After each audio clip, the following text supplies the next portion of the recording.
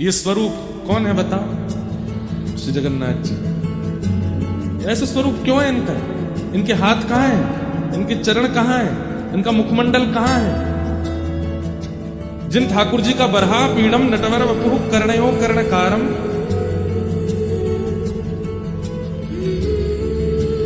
इतना सुंदर वर्णन किया गया है रूप का। वो जगन्नाथपुरी में जाके देखो, हाथ नहीं है, पांव नहीं है, कान नहीं है, मुखमंडल नहीं है, गाल नहीं है। क्यों? शास्त्रों में प्रेम की 10 अवस्थाएं बताई गई, 10 स्टेप हैं प्रेम के। हम आप सब लोग तो उस अवस्था, वो सीढ़ियों से बहुत दूर हैं। प्रेम प्रेम प्रेम की छिटकार भी नहीं है हमारे ऊपर।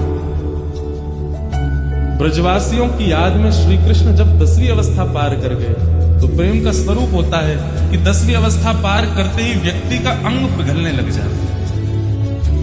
सबको कथा पता है, रोहिणी मैया द्वारिका में कथा सुना रही थी ब्रज की लीला।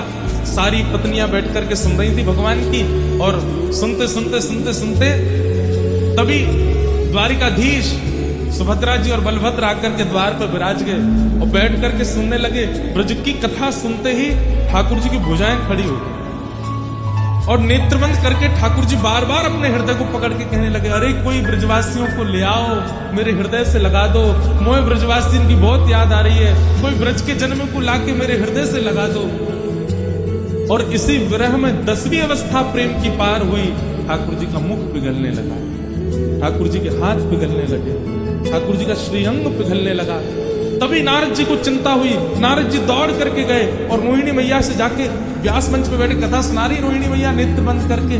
तभी कहा, मैया अभी कथा विश्राम करो, नहीं तो ठाकुर जी नदी बहन करके बहने लग जाएंगे। रोहिणी मैया ने कथा विश्राम करी और उस समय ठाकुर जी का बहुत करीब करीब 70% जो श्री अंग था वो पिघल चुका था।